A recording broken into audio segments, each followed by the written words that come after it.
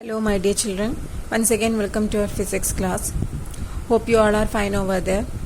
So we were discussing about thermodynamics. Today also we are continuing with the same chapter. Two more topics are left. We had discussed about two laws of thermodynamics in this chapter. First law is zeroth law of thermodynamics and the second one is first law of thermodynamics. Today we are going to discuss the second law of thermodynamics. So let's get started. There are two statements for second law of thermodynamics given by two scientists. First statement of second law is given by Kelvin Planck. Kelvin Planck are two scientists. So first statement of second law is given by Kelvin Planck, and that statement is known as Kelvin-Planck statement. No process is possible whose result is the absorption of heat from a reservoir and the complete conversion of heat into work. That means no process is possible whose result is absorption of heat from a reservoir. That means if heat is absorbed from a reservoir, that heat is not completely converted into work. Some amount of heat energy is lost. Okay, so no process is possible whose result is absorption of heat from the reservoir and complete conversion of that heat into work. And another statement is Clausius statement. Clausius statement is the statement given by Clausius. It's a scientist. No process is possible whose result is transfer of heat from a colder object to a hotter object. You know that heat always flows from a hotter body to a colder body. So in this universe, no process is possible whose result is transfer of heat from a colder object to a hotter object. So if we want to transfer heat from a colder object to a hotter object, some external work is to be done on the system. So these are the two statements of second law of thermodynamics. First one is Kelvin-Planck statement and second one is the Clausius statement. Now, what is the explanation of Kelvin-Planck statement? It is always impossible that the total amount of heat which is supplied to a system will get converted to work. There will be always loss of heat.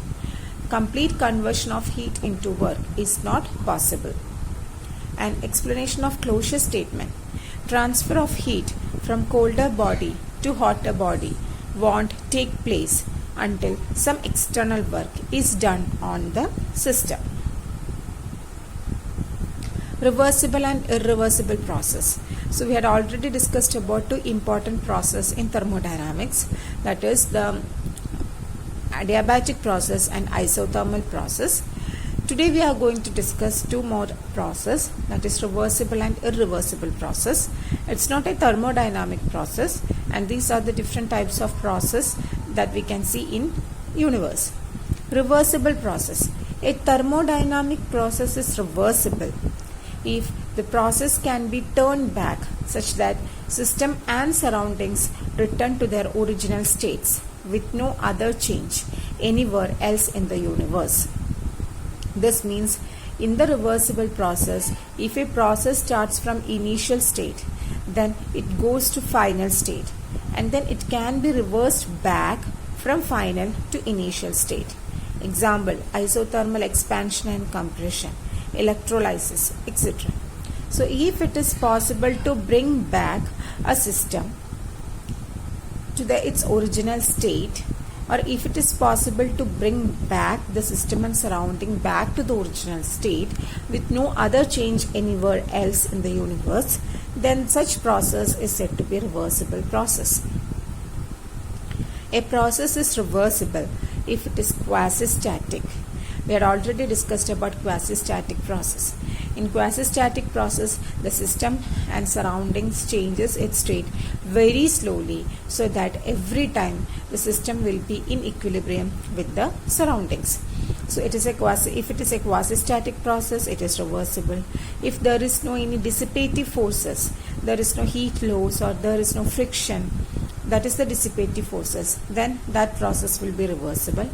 And if both initial and final states of the system are in thermodynamic equilibrium with each other, then also the process will be reversible. So 3 conditions for a process to be reversible is that it's a quasi-static one, no dissipative forces should be there, both initial and final states of the system are in thermodynamic equilibrium with each other. Then what is the irreversible process? Just opposite to that of reversible. Irreversible processes are those that cannot be reversed.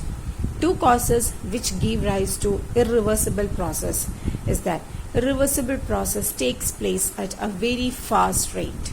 It is not like quasi-static process. It takes place at a very fast rate, and dissipative effects will be there.